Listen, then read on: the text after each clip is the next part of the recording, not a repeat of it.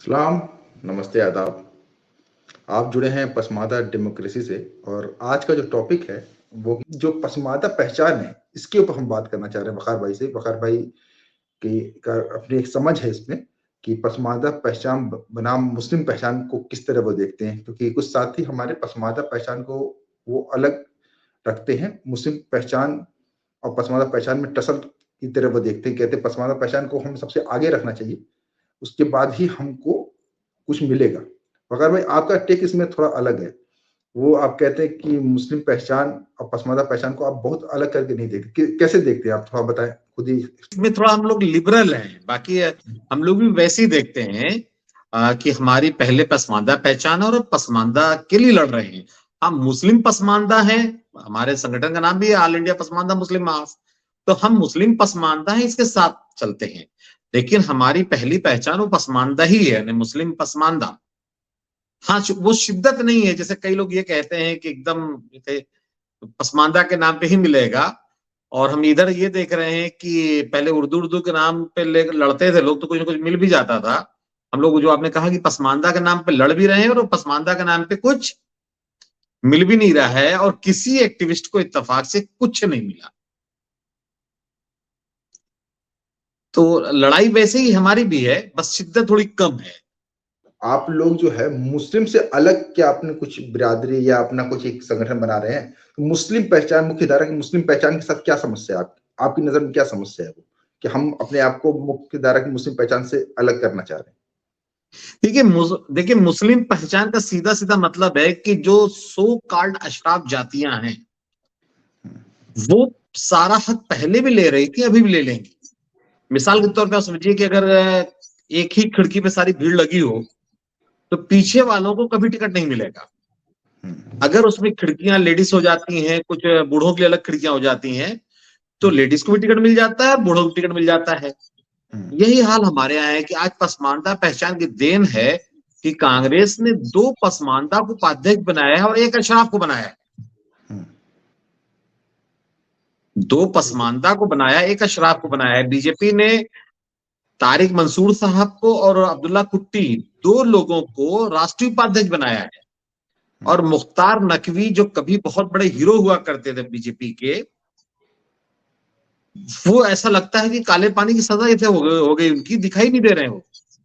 तो ये एक डिस्ट्रक्शन कह लीजिए, पसमानदा का जो एक मुहिम थी, वो सिर्फ डिस्ट्रक्शन की तो नहीं थी, लेकिन जब हमारी आबादी है तो उसमें 0.0 समथिंग% वाले सैयद अकेले राज कर रहे हैं, तो वो राजपाट उनका खत्म हो गया, लगभग खत्म हो गया हर जगह से। यानी बीजेपी से भी, सपा कांग्रेस हर जगह से उनका खत्म हो गया। हाँ, हमारे साथ ये दिक्कत है कि हम अभी वो स्पेस उस लेवल में नहीं ले पा रहे हैं, लेकिन ज्यादातर जगहों पर देखिएगा उनसे ज्यादा हिस्सा मिल रहा है। यानी हमारे हिसाब से देखा जाए तो कांग्रेस ने 1 राज्यसभा दिया है 10 में, वो कम से कम सैयद शेख, मिर्जा पठान क्लियर नहीं है, हमें उसे पसमानदा कहते हैं हम लोग, इमरान खान प्रतापगढ़ी। हाँ। तो अच्छा। कांग्रेस ने भी ऐसा किया, मतलब किसी सैयद को, किसी शेख को जो रिकॉग्नाइज सैयद शेख है, शेरवानी टाइप वाले नहीं होते जो कंफर्म है, जिसमें कोई सवाल नहीं उठता है, सबीर रहमान बर्ग जैसे लोग हैं जिस बिरादरी के हैं, उनमें से किसी को भी कांग्रेस ने जगह नहीं दिया। इमरान प्रतापगढ़ी को दिया राज्यसभा, और इस वक्त जो उपाध्यक्ष बनाया है, 1 कुरैशी, 1 अंसारी और 1 कोई पठान साहब है। सैयदों का हाल और बुरा हो गया है। अच्छा, वकार भाई ये बताएं कि इसका पसमादा आंदोलन की जो ऐतिहासिक जड़ के रूप में किसको देखें? जैसे आप लोगों का एक और बयान था, वो उसमें थोड़ा सा कंट्रोवर्शियल बयान है। आप आसिम बिहारी को कहते हैं कि वो पसमादा नेता नहीं थे, वो जाति के नेता थे। नूरलैन भाई लिखे थे नहीं, उसमें। उन्होंने कय्यूम अंसारी को कहा था। नूरलैन भाई का जो मेन मामला था, हाँ हाँ। कय्यूम अंसारी साहब के ऊपर था कि कय्यूम अंसारी साहब ने दूसरी बिरादरियों के साथ कोई काम नहीं किया, वो तो एक अलग चैप्टर हो गया, लेकिन उन्होंने आसिम बिहारी को नहीं कहा था। आसिम बिहारी जमातुल राइन और जमातुल मंसूर, जमातुल कुरैश के साथ कोऑर्डिनेट करके काम कर रहे थे। अच्छा। उनको रिजेक्ट नहीं किया गया, लेकिन हाँ, कय्यूम अंसारी साहब को उनकी जगह नहीं दी जा सकती जो आसिम बिहारी रहमतुल्लाह अलैह की है। अच्छा, तो हाँ, लेकिन कबीर दास जी को हम लोग, कबीर दास जी को अलबत्ता सिरे से रिजेक्ट करते हैं। अच्छा, वो हम्म, अलग है। अच्छा, इस पे बात कर लेंगे, कबीर पे भी बात कर लेंगे आज। हम्म, इस पे जो आप बोल रहे थे, तो हम जब पसमानदा पहचान में, थोड़ा दर्शकों के लिए भी बात कर रहा हूँ कि पसमानदा पहचान बननी कहाँ शुरू हुई। कुछ लोग कहते हैं कि आर्टिफिशियल पहचान है, जबकि हम लोग कहते हैं हम आर्टिफिशियल पहचान नहीं, जातिगत पहचान तो हमारी अपनी पहचान थी ही। अगर भाई मतलब कोई अगर धुनिया बोला जा रहा है या कुजड़ा बोला जा रहा है या जुल्हा बोला जा रहा है, तो वो तो पहचान थी। तो उसी पहचान को जोड़ के हम पसमादा पहचान बनाए, तो आप इसको कैसे ऐतिहासिक रूप से कैसे देखते हैं, इसको कहां से ये पहचान बननी शुरू हुई? मतलब देखिए, वो हमारी पहचान थी और है भी। था क्या कि वो रीजनल पहचान थी। हम्म, जैसे मऊ लोकल में जब बात करनी होती थी तो वहां पे हम जुलाहे हो जाते थे, अंसारी हो जाते थे। हम्म, कहीं नगीना में कोई बात होनी है तो वहां धोबी हो जाते थे। अलग अलग हम्म, जगहों पे बिरादरी की पहचान के साथ हम जी रहे थे। हम्म, नेशनल लेवल पे क्या चक्कर था कि ये जो दिल्ली में और लखनऊ में बैठे हुए बड़े वाले ब्रोकर थे, हम्म, ये हमें मुसलमान बना के पेश करते थे। लेवल पे अपनी पहचान बनाना शुरू किया पसमानदा की या बिरादरियों की, तो उसमें इन लोगों को दिक्कत हो रही है, क्योंकि ये फिर यहां से खा नहीं पा रहे हैं। हम्म, जिस तरह से ये हमको जो है मुसलमान बना लेते थे दिल्ली में बैठ के, हम्म, अब्दुल्ला वो, जैसे दिल्ली में लखनऊ में बैठ के हमको मुसलमान बना देते थे ये। हम्म, हमको ये गांव में अभी भी जुला दुनिया नाउ धोबी समझते हैं, वही बताना चाहते हैं। लेकिन हम्म, जब अखिलेश के सामने जाए वो, जब हम्म, सोनिया कांग्रेस के सामने ये पहुंचे, तो वहां ये मुस्लिम पहचान की बात करते हैं। वहां बिरादरी की पहचान को ये छुपा लेना चाहते हैं। हम्म, हम लोगों ने ये पहली बार ये हुआ कि नेशनल लेवल पे खुद को धोबी, खुद को नट, खुद को बंजारा या जुला दुनिया नाई फकीर कहना शुरू किया। हम्म, वो चीज इनको अच्छी नहीं लग रही। जैसे घर में जो चाहे वो कह लें, हम्म, बाहर निकलते ही लोग इज्जत बचाने लगते थे ना। तो हम्म, अशराफों का ये सिस्टम थोड़ा चेंज हुआ है हम्म, हम लोगों की वजह से। कि हम्म, अब अखिलेश भी पूछ रहे हैं किस बिरादरी को, पहले मुसलमान बता के काम चल जाता था। अब हम्म, अखिलेश यादव भी पूछते हैं कि तुम किस बिरादरी के हो। अगर सैयद बताया तो क्या, कौन वाले सैयद, तुम्हारा वोट हम्म, कितना है। और कई लोगों का वो टिकट काट दिया एंड टाइम पे। हम्म, जैसे रश्दी मियां है यहाँ फैजाबाद में, हम्म, फैजाबाद जगह का नाम भूल रहा हूँ भाई मैं, बड़ा बड़ा मुस्लिम कस्बा है फैजाबाद और बाराबंकी के बीच में। हम्म, वहां एक रश्दी मियां है, बहुत मशहूर है।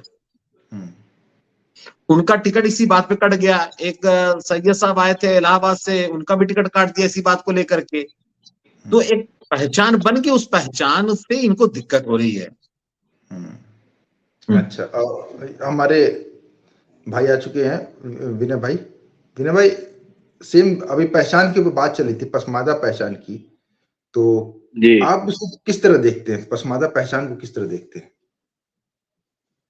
पसमानदा पहचान को देखने की ये कोई नई दृष्टि की कोई बात ही नहीं है, ये तो बहुत ही पुरानी है। और देखा जाए तो शुरुआती दिनों से ही, बल्कि जब जातीय विमर्श या किसी भी तरीके की जो अस्मिता मूलक विमर्श शुरू नहीं हुई थी, तब से पसमानदा विमर्श चल रहा है। हम्म, और जब तक ये विमर्श चला तब तक तमाम तरीके के सामाजिक, सांस्कृतिक, राजनीतिक और ऐतिहासिक चीजें दुरुस्त होती रही। हम्म, लेकिन जब से इससे लोगों का ध्यान हटा है, या ये कह लीजिए कि हटाया गया है, हम्म, तब से चीजें गड़बड़ होनी शुरू हुई है। मतलब जब से आप सीधे कह सकते हैं कि हिंदू मुस्लिम जब से होना शुरू हुआ, तब से गड़बड़ हुआ। अच्छा, यदि 2-3 लाइन में यदि इसको परिभाषित करना हो तो हम्म, इसको इस रूप में भी देखने की जरूरत है कि जिस आइडेंटिटी की हम बात आज कर रहे हैं या जिसको लेके आगे बढ़ रहे हैं, अभी वकार भाई कह रहे थे कि पहले तराजू में तौल लिए जाते थे, एक साइड में सारे लोग होते थे, एक साइड में बाट होता था, बाट रख दिया जाता था कि 5 किलो है या 10 किलो है, या लाइक दैट, इस टाइप का मामला था।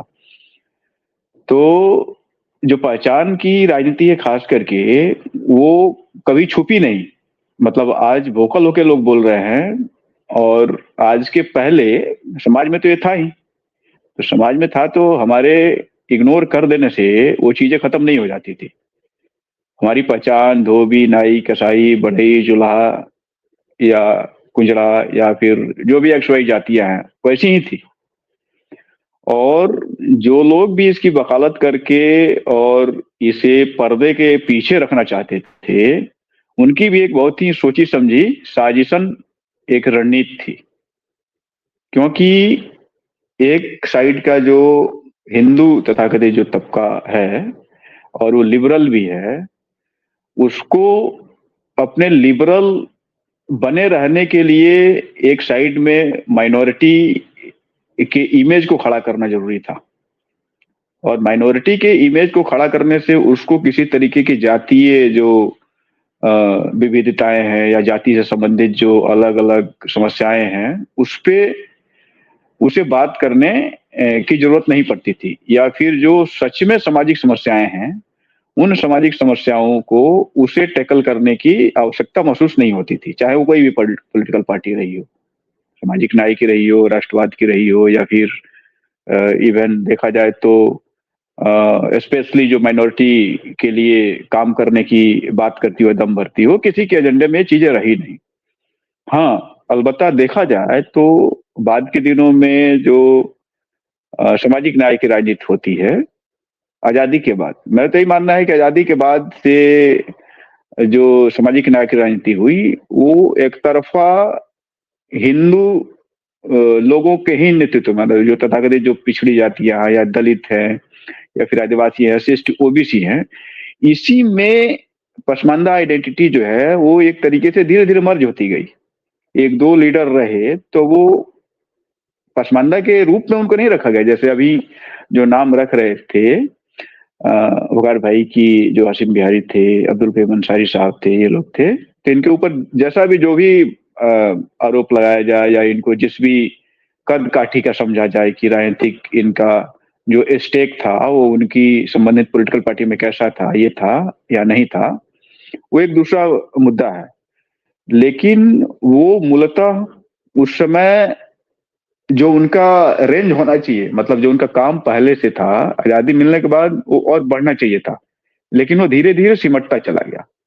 और आप देखेंगे कि आजादी के बाद के चुनाव में जो पसमानदा आइडेंटिटी पे या पिछड़ेपन की आइडेंटिटी पे मुसलमानों की जो राजनीति की गई, जो उसमें चुनाव लड़े गए, उसमें कुछ लोग जीते थे, सोचिए इतने दिन पहले।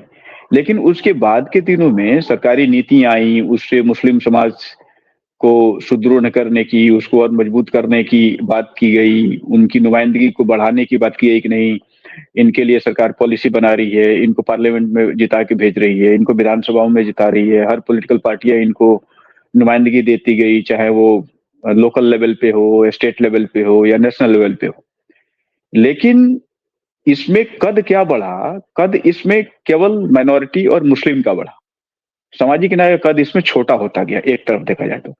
इसके बरक्स हिंदू में देखा जाए तो उसमें जाति की बात तेज होती गई, जाति पे बात करने लगे, क्योंकि उसमें दो चीजें हुई। एक तो ये कि जो अपर कास्ट तबका है, हिंदू अपर कास्ट, उसमें से कुछ लोग आगे आके चीजों को क्रिटिसाइज करना शुरू किए, कुछ बहुत उंगली पे गिने जाने वाले लोग हैं, लेकिन वैसा कोई व्यक्ति इस्लाम मुस्लिम के अंदर नहीं आया जो आके इन चीजों को कंडेम करे, जो कास्टिज्म है या कास्ट से रिलेटेड जितनी भी एट्रोसिटी है, या फिर शादी विवाह का, क्योंकि भारतीय समाज के 4 पिलर हैं, एक तो एजुकेशन हो गया, दूसरा रिलीजन हो गया, तीसरा।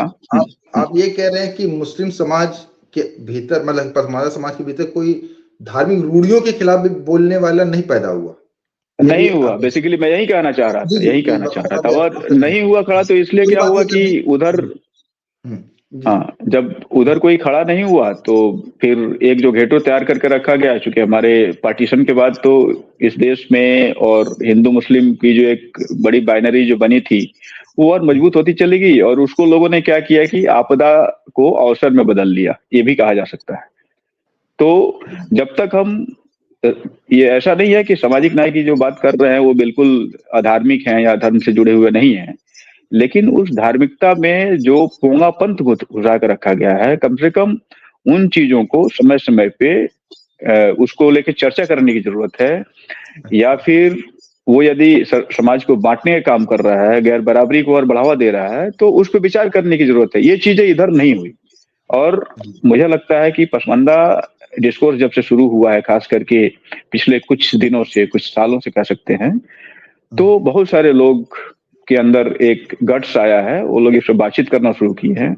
तो धीरे धीरे स्पेस एक्सपेंड कर रहा है, लेकिन निराशाजनक ये है कि जिस रफ्तार से बढ़ना चाहिए उस रफ्तार से भी बढ़ नहीं रहा। इस पे हमारे वकार भाई चूंकि बहुत जमीन से लेके और ये कहा जाए कि सड़क से लेके संसद तक की सारी चीजों को, बारीकियों को समझते हैं और इनका अनुभव भी है अपना। इन्होंने बहुत सारी पॉलिटिकल पार्टियों के साथ साथ जो सामाजिक संगठन है उसको करीब से देखा है, उसमें काम किए हैं, तो इस पे और कुछ प्रकाश डाले वकार भाई में जाते हैं। और अच्छा, मैं एक बात और कह दूं, कई सवाल हैं, बहुत लंबा बात करेंगे तो बहुत देर हो जाएगी, है ना। हम तकरीबन 8-10 सवाल हो जाएंगे, तो एक दूसरे को स्पेस देते हैं ना। वकार भाई कुछ पे बोलना चाह रहे, फिर अगले क्वेश्चन करेंगे। ये वकार भाई। हाँ, देखिए, मैं एक बार पिछली बार में विनय भाई से बताया था, मैं एक चीज और बताना चाहूंगा आप दोनों लोगों को, कि जैसे मुसलमानों में जाति के खिलाफ एक बहुत बड़ा आंदोलन चलाया था सरतुल्लाह रहमानी साहब ने।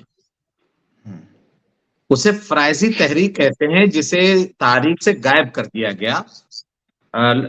वहां मौत छपी एक किताब वहाबी कौन में थोड़ा सा उनका जिक्र है, सरतुल्लाह रहमानी फराइजी तहरीक। इस तहरीक के बारे में बलबीर पुंज ने सबसे पहले लिखा था, तब से मैं इसको जानता हूं। 99% मुसलमान इसको नहीं जानते हैं। जो बांग्लादेश वगैरह में जो ज्यादा मुसलमान आए हैं वो उसी फराइजी तहरीक के बाद आए हैं। ये 1820 के आसपास में चली थी। बाद में वही तहरीक आगे बढ़ के वहाबी तहरीक में बदल गई। मतलब अगले जो लोग आए उसी जमीन पे वहाबी तहरीक, क्यों वहाबी लोगों में जाति पात जो है किताबी शक्ल में नहीं है, जमीन पे तो है लेकिन किताब में नहीं। एक चीज।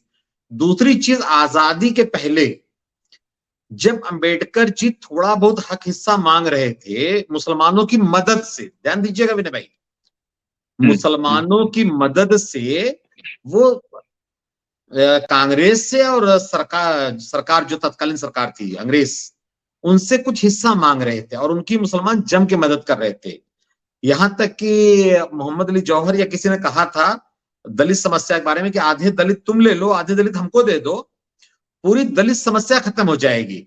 अंबेडकर जी जब कांग्रेस ने किसने कहा कि नहीं इनको खिड़की के रास्ते से भी नहीं आने देंगे, तो सहरवर्दी साहब ने इन्हें लोकसभा भेजा, इस्तीफा दिलवा करके या दे करके, जैसे भी इन्हें लोकसभा भेजा। और उस टाइम पे आसिम बिहारी से लेके तमाम जातियां जिन्ना के खिलाफ खड़ी थी और उसका कांग्रेस ने इस्तेमाल किया और देश का बंटवारा नहीं होने दिया। बात समझिएगा मेरी।